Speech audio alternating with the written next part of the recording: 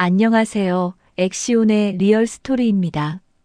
여러분, 혹시 지금 이 순간에도 누군가의 부모님이 길거리에 버려지고 있다는 사실 알고 계셨나요? 2025년 11월 대한민국은 65살 이상 인구가 1,050만 명을 넘어서며 초고령 사회에 진입했습니다. 하지만 그 이면에는 여러분이 상상조차 못할 끔찍한 일들이 벌어지고 있어요. 오늘 들려드릴 이야기는 실제로 벌어진 사연을 각색하여 재구성한 실화입니다. 75살 할머니 한 분이 아들에게 쓰레기처럼 버려졌어요. 그런데 이 할머니의 진짜 정체가 밝혀지는 순간 모든 사람들이 경악을 금치 못했습니다. 제가 누구인지 이제야 기억났어요. 당신들이 찾던 그 사람이 바로 저였습니다. 대체 무슨 일이 있었던 걸까요? 반전에 반전을 거듭하는 충격적인 이 이야기 끝까지 들으시면 여러분의 인생관이 완전히 바뀔 겁니다. 시청하시는 동안 구독과 좋아요 버튼 꼭 눌러주시고요. 알림 설정까지 해주시면 더욱 감사하겠습니다. 그럼 지금부터 시작하겠습니다. 새벽 5시. 김순덕 할머니는 오늘도 어김없이 눈을 떴어요. 75살의 나이에도 몸은 아직 새벽형 인간의 습관을 기억하고 있었죠. 삐걱거리는 무릎을 일으켜 세우며 작은 원룸의 창문을 열었습니다. 차가운 11월의 새벽 공기가 폐 속으로 스며들었어요. 오늘도 하루가 시작되는구나. 순덕 할머니는 낡은 거울을 보며 쓸쓸하게 웃었습니다. 주름진 얼굴과 백발이 성성한 머리카락. 하지만 눈빛만큼은 아직도 또렷했어요. 엄마, 오늘 병원 가셔야죠? 제가 모시고 갈게요. 30년 전 아들 민수가 이렇게 다정하게 말하던 때가 있었어요. 하지만 지금은 아니죠. 지금의 아들은 순떡 할머니를 골칫거리로 여기고 있었으니까요. 간단히 미역국에 밥을 말아먹고 나서 순떡 할머니는 조심스럽게 외출 준비를 했습니다. 오늘은 강남구 노인 일자리 지원센터에 가는 날이었어요. 75살의 일자리라니 젊은 사람들이 들으면 웃을지도 모르죠. 하지만 순떡 할머니에게는 이 일자리가 유일한 생존 수단이었습니다. 48살 아들 박민수는 사업에 실패한 뒤로 순떡 할머니의 재산을 노골적으로 노리기 시작했어요. 엄마, 그 아파트 팔아서 저 좀 도와주세요. 제발요. 민수야, 그건 엄마가 평생 모은 돈으로 산 거야. 엄마 노후 자금이란다. 노후 자금은 무슨? 엄마 나이가 몇인데 아직도 그러세요? 제 사업만 살리면 나중에 더 좋은 데 사드릴게요. 하지만 순떡 할머니는 고개를 저었죠. 그리고 그날 이후로 아들의 태도가 완전히 달라졌습니다. 45살 며느리 최유진은 더 노골적이었어요. 어머님, 솔직히 말씀드릴게요. 저희도 먹고 살기 힘들어요. 어머님 혼자 그 큰 아파트에서 사시는 거 너무 아깝지 않으세요? 유진아, 그건. 어머님 연세에 무슨 아파트가 필요하세요? 작은 원룸으로 옮기시고 차액은 저희한테 주시면 안 될까요? 결국 순떡 할머니는 버티지 못했습니다. 50평 아파트를 팔고 10평짜리 원룸으로 이사했어요. 아들 사업만 잘 되면 다시 좋아지겠지. 하지만 그것은 착각이었습니다. 아파트를 판 돈 3억 원은 순식간에 사라졌고 아들의 사업은 여전히 적자였어요. 그리고 불과 석 달 뒤, 엄마, 이제 정말 죄송하지만 저희가 엄마를 모실 여력이 안 돼요. 뭐라고? 요양원 알아봤어요. 거기 가시면 편하실 거예요. 순떡 할머니의 눈에서 눈물이 주르륵 흘러내렸습니다. 민수야, 엄마가 너를 키우느라 얼마나 고생했는지 아니? 알아요. 근데 저도 제 가족 먹여 살려야 해요. 죄송해요. 그날 밤 순떡 할머니는 몰래 집을 나왔습니다. 요양원에 가느니 차라리 혼자 살겠다고 결심했어요. 가방 하나에 옷가지 몇 벌과 통장, 그리고 낡은 사진첩 한 권이 전부였습니다. 부동산을 통해 겨우 구한 곳이 지금의 이 작은 원룸이었죠. 보증금 500만 원에 월세 40만 원. 통장에 남은 돈은 800만 원 뿐이었어요. 이 돈으로 얼마나 버틸 수 있을까? 그때 우연히 본 것이 노인 일자리 지원센터 공고였습니다. 65살 이상 시니어 분들을 위한 일자리를 제공합니다. 순떡 할머니는 떨리는 손으로 전화를 걸었어요. 그렇게 시작된 것이 지금의 청소 일이었습니다. 한 달에 50만 원. 젊은 사람들이 들으면 턱없이 적은 돈이지만 순떡 할머니에게는 생명줄이었어요. 버스를 2번 갈아타고 도착한 강남구 노인 일자리 지원센터. 3층 건물의 2층과 3층을 청소하는 것이 순떡 할머니의 일이었습니다. 어머님, 오늘도 오셨네요. 센터 직원 정현우가 환하게 웃으며 인사했어요. 35살의 젊은 남자였지만 노인들을 대하는 태도가 각별했습니다. 그럼요. 이래야 먹고 살죠 뭐. 순떡 할머니도 웃으며 대답했지만 마음 한편은 쓸쓸했어요. 75살에 청소 일을 하고 있는 자신의 처지가 서글펐으니까요. 청소를 시작한 지 1시간쯤 지났을 때였습니다. 3층 회의실에서 이상한 소리가 들렸어요. 이번 달 목표는 최소 10억이야. 노인들은 의심을 안 하니까 쉬울 거야. 순떡 할머니는 걸레질하던 손을 멈췄습니다. 건강식품 투자라고 하면 다들 믿어. 특히 치매 예방 효과가 있다고 하면 100% 걸려들지. 형님 정말 대단하세요. 지금까지 모은 돈이 얼마예요? 40억쯤 되나? 조만간 50억 넘길 거야. 그럼 외국으로 튈 거고. 순떡 할머니의 등에 식은땀이 흘렀습니다. 노인 대상 투자 사기. 최근 뉴스에서 자주 보던 바로 그것이었어요. 이걸 어떡하지? 그때 회의실 문이 열렸습니다. 누구야? 40대 중반으로 보이는 남자가 복도로 나왔어요. 순떡 할머니는 재빨리 청소하는 척했습니다. 아, 청소하시는 분이시구나. 여기는 청소 안 해도 돼요. 예, 알겠습니다. 순떡 할머니는 황급히 그 자리를 떠났어요. 하지만 마음은 무거웠습니다. 저 사람들을 신고해야 하나? 점심시간이 되어 직원 식당에서 밥을 먹는데 정현우가 다가왔습니다. 어머님, 무슨 일 있으세요? 표정이 안 좋으신데. 아니에요. 괜찮아요. 순떡 할머니는 고개를 저었지만 정현우는 계속 걱정스러운 눈으로 바라봤어요. 혹시 힘든 일 있으시면 말씀하세요. 제가 도와드릴게요. 정말 괜찮아요. 그냥 나이 들어서 그래요. 하지만 정현우는 뭔가 이상하다는 것을 직감했습니다. 평소 봤던 순떡 할머니가 오늘따라 유난히 침울해 보였거든요. 그날 저녁, 순떡 할머니는 원룸으로 돌아와 침대에 누웠습니다. 경찰에 신고해야 하나? 하지만 망설여졌어요. 혹시 신고했다가 자신이 곤란해지는 건 아닐까? 이 나이에 일자리마저 잃으면 정말 끝이었으니까요. 그런데 그날 밤 놀라운 일이 벌어졌습니다. 똑똑똑. 원룸 문을 두드리는 소리가 들렸어요. 누구세요? 어머님, 저예요. 정현우입니다. 순떡 할머니는 깜짝 놀라 문을 열었습니다. 어떻게 여기를? 어머님 주소를 센터 자료에서 봤어요.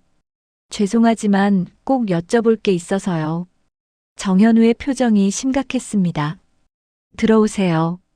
좁은 원룸에 둘이 앉자 정현우가 조심스럽게 입을 열었어요. 어머님, 혹시 오늘 3층에서 이상한 대화 들으신 거 아니에요? 순떡 할머니는 깜짝 놀랐습니다. 어떻게 아셨어요? 사실 저도 그 사람들을 의심하고 있었어요. 최근 센터를 이용하시는 어르신들 중에 이상한 투자 권유를 받았다는 분들이 계셔서요. 그래요? 네. 근데 증거가 없어서 신고를 못하고 있었어요. 혹시 어머님이 뭔가 들으신 게 있다면. 순떡 할머니는 잠시 망설이다가 오늘 들었던 대화를 모두 털어놓았습니다. 정현우의 얼굴이 점점 굳어졌어요.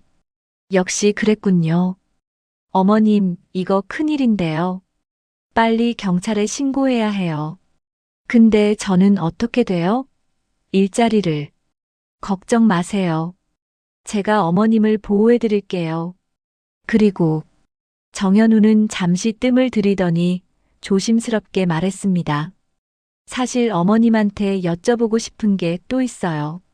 뭔데요? 혹시 30년 전 일 기억하세요? 순떡 할머니의 얼굴이 순간 굳었습니다. 30년 전. 그 단어를 들으니 머릿속이 하얗게 변했어요. 30년 전이요? 네. 혹시 그때 큰 사고를 당하신 적 있으세요? 순떡 할머니는 떨리는 손으로 머리를 만졌습니다. 사실 순떡 할머니에게는 30년 전 기억이 없었어요. 어느 날 갑자기 병원에서 깨어났는데 아무것도 기억나지 않았죠. 주변 사람들이 당신은 김순덕이고 아들 박민수가 있다고 말했습니다. 그래서 그냥 그렇게 믿고 살아왔어요. 저는 30년 전 기억이 없어요. 역시 그렇군요. 정현우의 눈빛이 이상하게 빛났습니다. 어머님, 혹시 이 사진 보신 적 있으세요? 정현우가 핸드폰을 꺼내 사진 한 장을 보여줬어요. 순떡 할머니는 그 사진을 보는 순간 심장이 멎는 것 같았습니다. 사진 속에는 젊은 여자가 서 있었어요.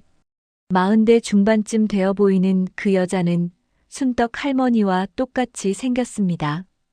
이게 뭐예요? 이분이 30년 전에 실종된 제일그룹 창업주 서혜진 회장님이에요. 순떡 할머니는 말을 잃었습니다. 제일그룹. 대한민국 10대 재벌 중 하나였어요. 제가 왜 그분이랑 똑같이 생긴 거죠? 그게 제가 알고 싶은 겁니다. 어머님. 정현우의 목소리가 떨렸어요. 사실 저는 서혜진 회장님의 전 비서실장 아들입니다.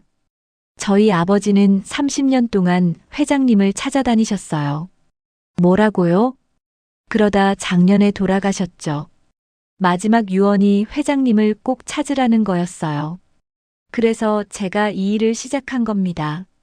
순떡 할머니는 정신이 혼미해졌습니다. 그런데 제가 그분이라는 증거가 있나요? DNA 검사를 해봐야 알 수 있어요. 하지만 정현우는 순떡 할머니의 오른쪽 팔뚝을 가리켰습니다. 거기 작은 점이 3개 있지 않나요? 순떡 할머니는 놀라서 소매를 걷었어요. 정말로 오른쪽 팔뚝에 작은 점 3개가 일직선으로 박혀 있었습니다. 이걸 어떻게? 서혜진 회장님도 똑같은 위치에 점이 있었어요. 그리고 정현우는 다른 사진을 보여줬습니다. 젊은 시절의 서혜진 회장과 지금의 순떡 할머니. 나이 차이를 감안하면 정말 똑같은 사람 같았어요. 어머님, 혹시 박민수 씨가 정말 당신 아들이 맞나요? 그 질문에 순떡 할머니는 대답할 수 없었습니다. 사실 순떡 할머니도 늘 이상하다고 생각했거든요. 박민수는 순떡 할머니를 전혀 닮지 않았어요. 얼굴도 다르고 성격도 달랐죠. 저도 이상하다고 생각했어요. 근데 기억이 없으니. 어머님, 제 생각엔 누군가 어머님을 이용하고 있는 것 같아요.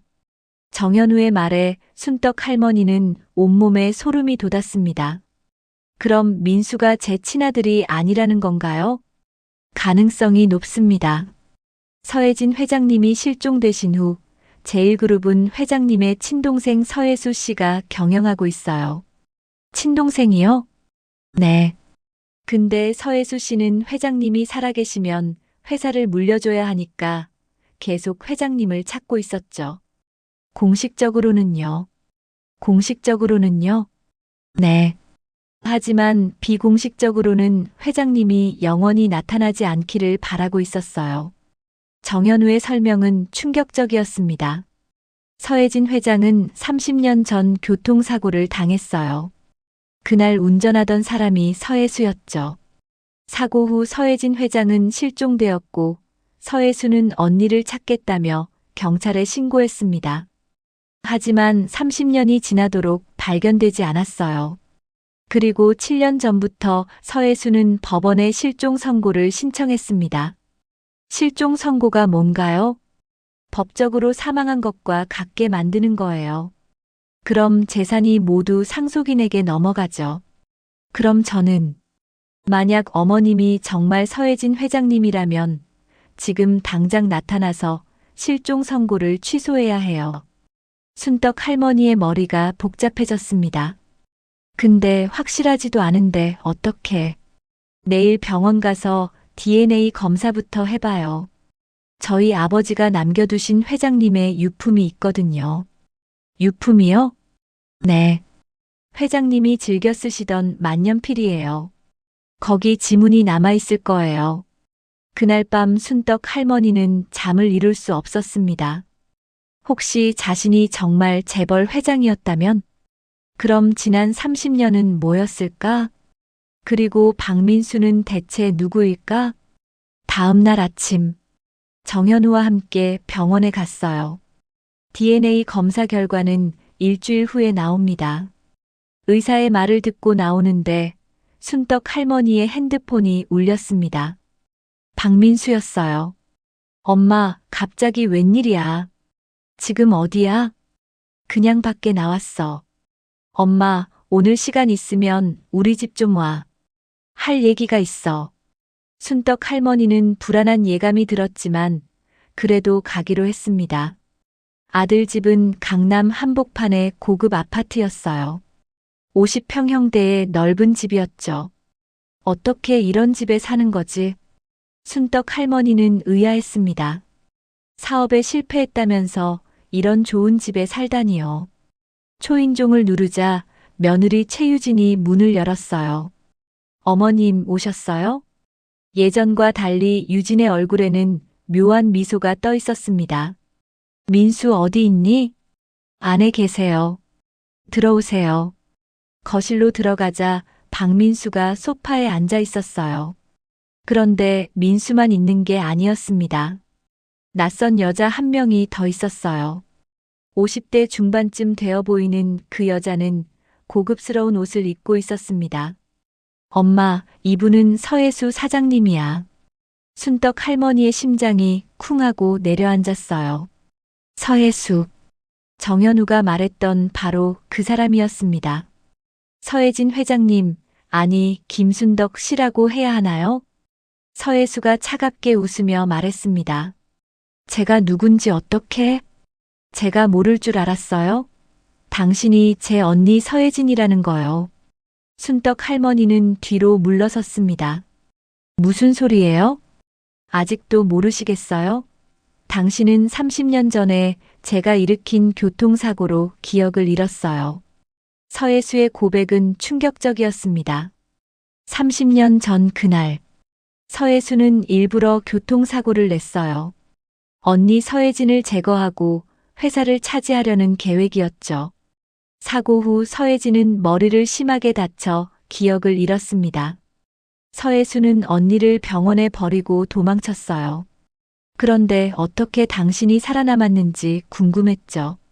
그래서 사람을 시켜서 찾았어요. 그래서요? 마침 박민수라는 사기꾼을 만났죠. 그 자식한테 돈을 주고 당신을 관리하라고 시켰어요. 순떡 할머니는 다리에 힘이 풀려 주저앉았습니다. 그럼 민수는 제 아들이 아니라는 거예요? 박민수가 비웃으며 일어섰어요. 맞아요. 저는 당신 아들이 아니에요. 그냥 돈 받고 연기한 거죠. 이럴 수가. 순떡 할머니는 눈물이 쏟아졌습니다.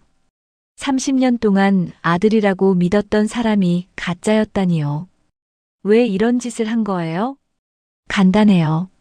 당신이 기억을 되찾지 못하게 하려고요. 가짜 아들을 만들어주면 더 이상 의심하지 않을 거라고 생각했거든요. 서혜수는 차를 마시며 여유롭게 말했습니다. 그리고 30년 동안 잘 숨어 살았잖아요. 이제 곧 실종 선고가 확정되면 회사는 완전히 제 거예요. 실종 선고요? 네. 다음 달이면 법원 판결이 나와요. 그럼 당신은 법적으로 죽은 사람이 되는 거죠. 순떡 할머니는 분노가 치밀어 올랐습니다. 그럼 저를 왜 여기 부른 거예요? 죽이려고요. 서혜수의 대답은 간단했습니다. 순간 박민수와 최유진이 순떡 할머니를 붙잡았어요. 나요. 이러지 마세요. 조용히 하세요. 어차피 아무도 없어요. 순떡 할머니는 발버둥을 쳤지만 힘으로는 당해낼 수 없었습니다. 75살의 늙은 몸으로 젊은 사람들을 이길 수는 없었죠. 이제 주사 한 대 놓으면 끝이에요. 조용히 잠들 거예요. 서혜수가 주사기를 들고 다가왔습니다. 바로 그때였습니다. 콱광. 현관문이 거칠게 열리는 소리가 났어요. 경찰이다. 손들어. 경찰 4~5명이 우르르 들어왔습니다. 그리고 그 뒤에 정현우가 서 있었어요. 어머님 괜찮으세요? 현우야. 순떡 할머니는 구사일생으로 살아났습니다. 어떻게 알고?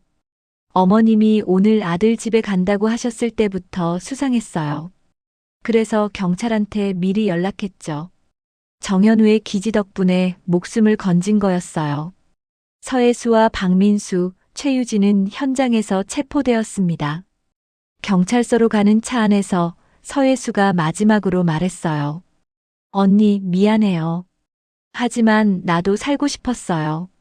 순떡 할머니는 아무 대답도 하지 않았습니다.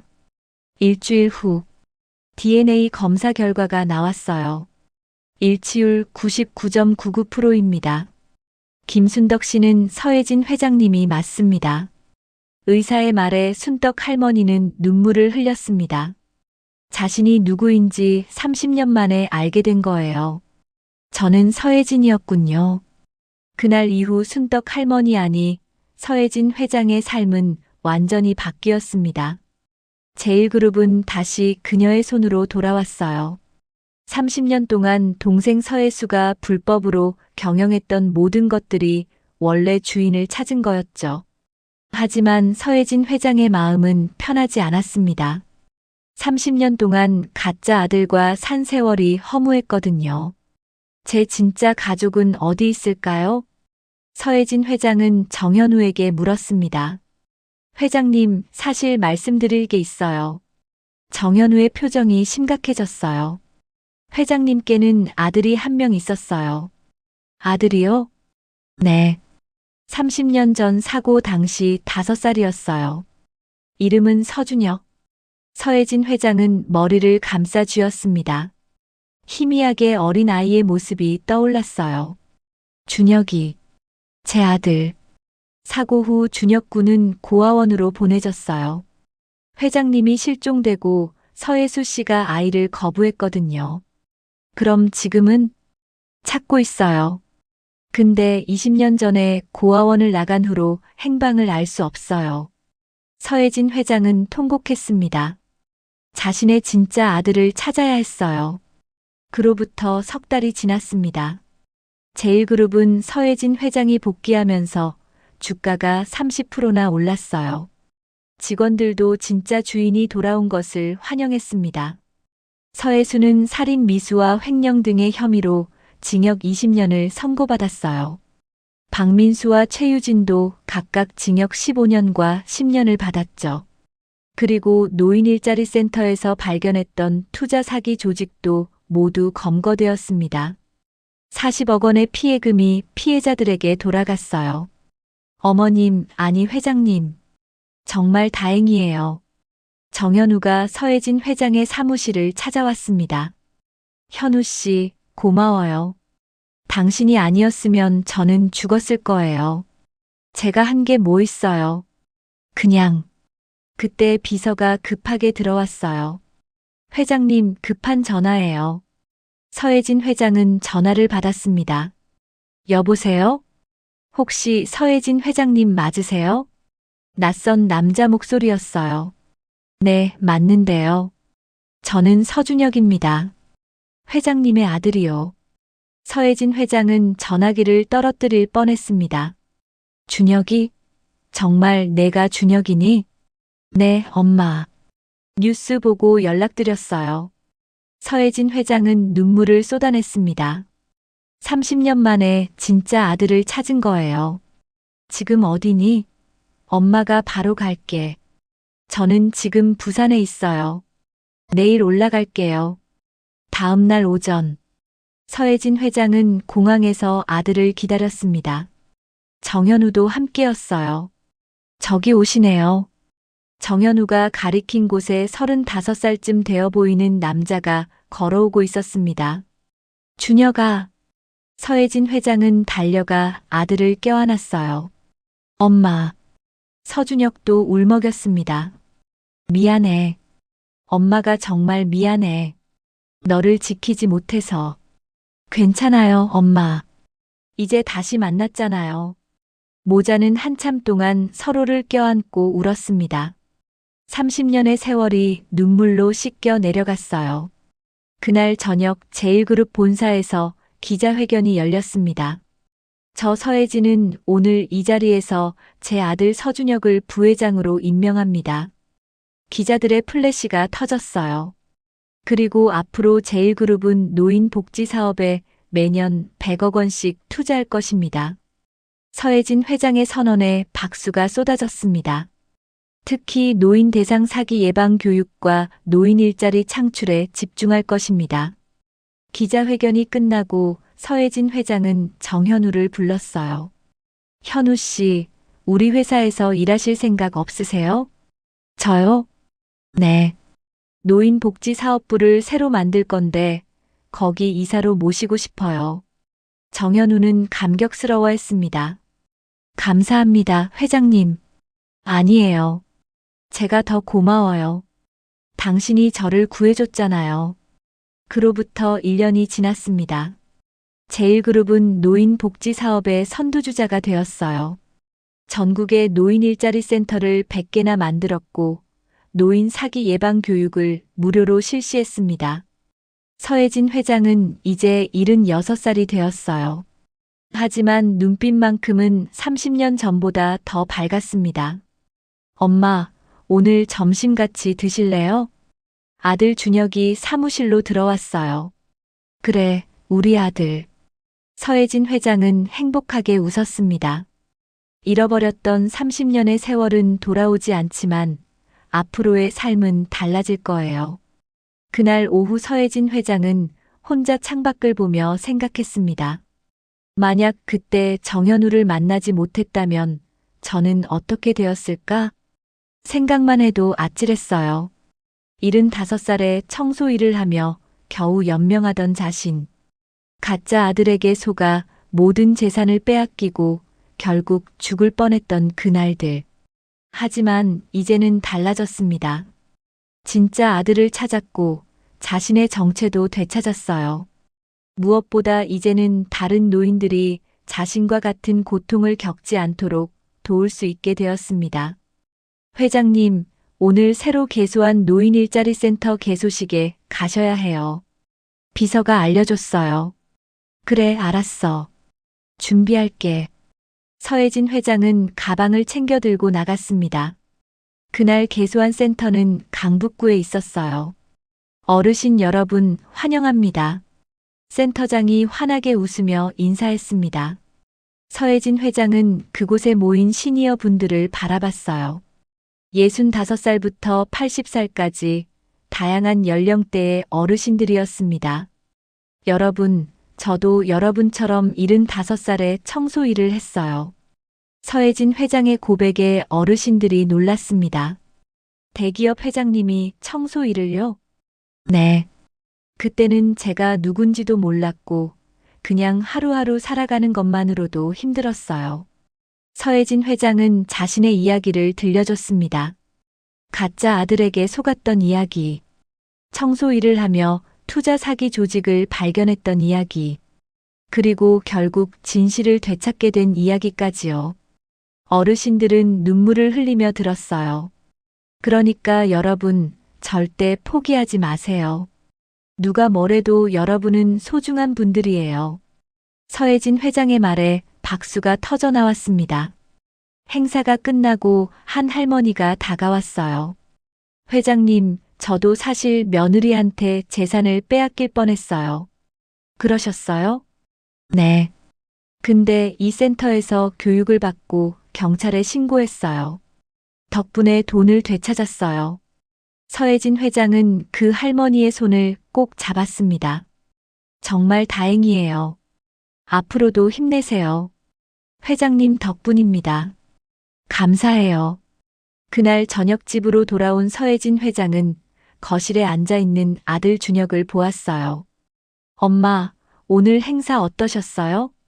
좋았어. 우리가 하는 일이 정말 의미 있는 것 같아. 당연하죠.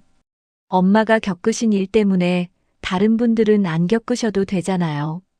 서혜진 회장은 아들의 어깨를 토닥였습니다. 준혁아, 너도 나중에 회사 물려받으면 이 일 계속해줘. 당연하죠, 엄마. 제가 꼭 지킬게요.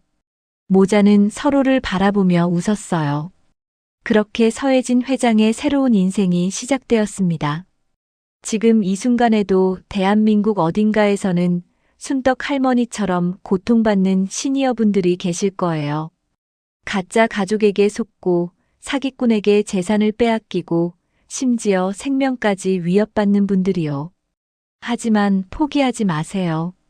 서혜진 회장처럼 진실은 언젠가 밝혀집니다. 그리고 우리 사회가 조금씩 변화하고 있어요. 노인 대상 사기를 막기 위한 법이 강화되고 있고 노인 일자리도 늘어나고 있습니다. 무엇보다 우리 모두가 주변의 시니어 분들을 더 관심 있게 지켜봐야 해요. 혹시 부모님이나 할머니, 할아버지가 이상한 투자를 하고 계시지는 않은지, 누군가에게 속고 계시지는 않은지요. 작은 관심이 한 분의 인생을 구할 수 있습니다. 오늘 이야기가 여러분께 작은 교훈이 되었으면 합니다. 나이가 들었다고 해서 가치가 없어지는 것이 아니에요. 오히려 더 소중하고 존중받아야 할 분들입니다. 시청해주셔서 감사합니다. 구독과 좋아요, 알림 설정까지 꼭 부탁드려요. 다음에도 더 감동적인 이야기로 찾아뵙겠습니다. 여러분의 하루가 행복하기를 바랍니다. 감사합니다.